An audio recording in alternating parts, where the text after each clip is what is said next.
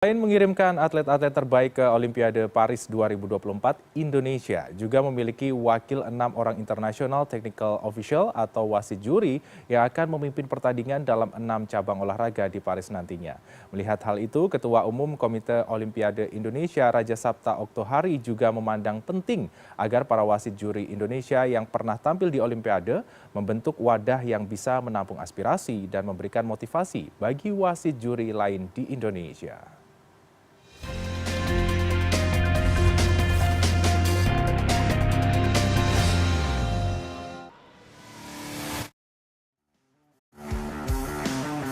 Tak hanya meloloskan atlet-atlet bulu tangkis andalan untuk berlaga di Olimpiade Paris 2024, Indonesia juga mengirimkan Komarul Lailiah sebagai International Technical Official atau wasit juri dalam cabang olahraga bulu tangkis. Bagi wanita kelahiran Surabaya ini, memimpin pertandingan bulu tangkis di Olimpiade Paris nanti merupakan pengalaman kedua setelah sebelumnya ia juga terpilih untuk memimpin pertandingan bulu tangkis di Olimpiade Tokyo.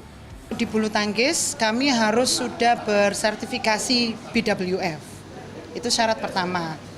Kemudian yang kedua, kami ini wasit aktif. Ketiga, kalau saya ini karena kesetaraan gender ya, karena memang wasit wanita itu jarang dan jumlah kami itu tidak sampai 50% dari total jumlah wasit di seluruh dunia.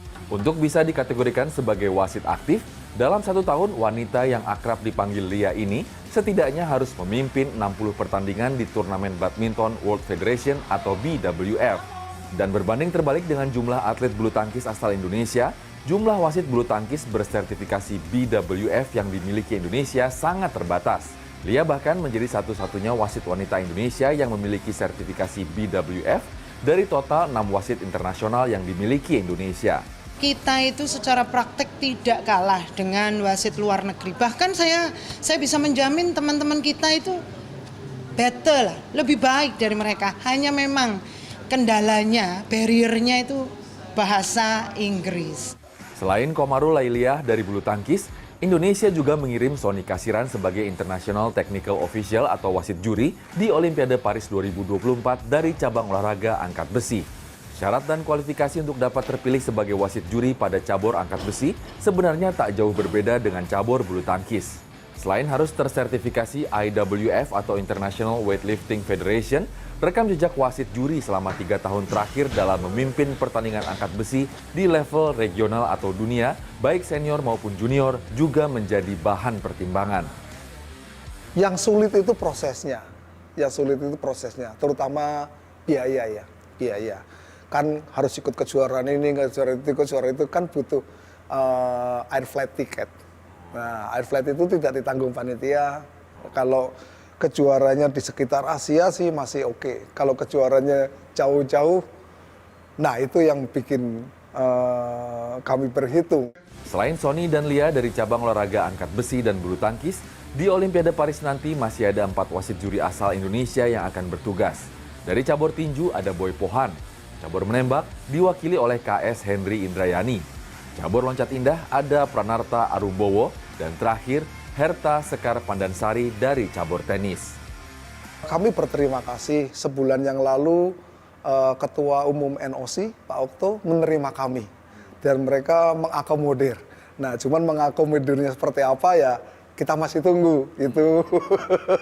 Tapi setidaknya sudah mau menerima kami. Sudah ada perhatian. Jadi agak terhibur lah, agak punya motivasi lah sekarang seperti itu. Kehadiran para wasit juri Indonesia di Olimpiade Paris nanti memang tak luput dari perhatian Komite Olimpiade Indonesia. Bagi KOI, 6 wasit juri ini juga merupakan bagian penting dari kontingen Indonesia. Saya ingin menggarisbawahi sekali lagi tentang ITO ya, bahwa sejak di kepengurusan kami, memang ITO selalu masuk radar dari Komite Olimpiade Indonesia. Kenapa? Karena untuk bisa jadi wasit juri di Olimpiade itu sama beratnya dengan proses kualifikasi atlet yang mau ikut tanding di Olimpiade. Dan kita cukup bangga, bahagia karena Olimpiade Paris ini ada 6 cabang olahraga yang wasit jurinya itu dari Indonesia. Jumlah 6 cabur di Paris ini meningkat setelah sebelumnya di Olimpiade Rio 2016, wasit juri Indonesia hanya ada pada 2 cabur. Dan saat di Olimpiade Tokyo hanya pada 4 cabur. Raja Sabta Oktohari juga memandang perlu untuk membentuk wadah organisasi tersendiri bagi para wasit juri asal Indonesia yang pernah memimpin pertandingan di Olimpiade. Bahwa ITO ini harusnya punya wadah sendiri khusus untuk ITO yang Olympic classified.